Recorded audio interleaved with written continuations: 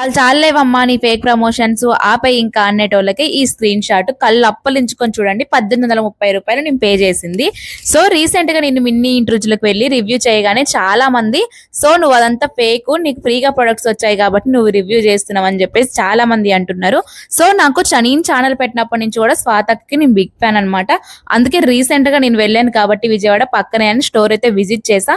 నాకు ప్రొడక్ట్స్ నచ్చి చెప్పా. మనం వీడియోస్ లో చూసేది వేరు, ఇంకా లైవ్ చూసేది వేరు. సో నాకు లైవ్ లో నచ్చింది కాబట్టి నేనైతే ఈ ప్రొడక్ట్ గురించి చెప్పాను.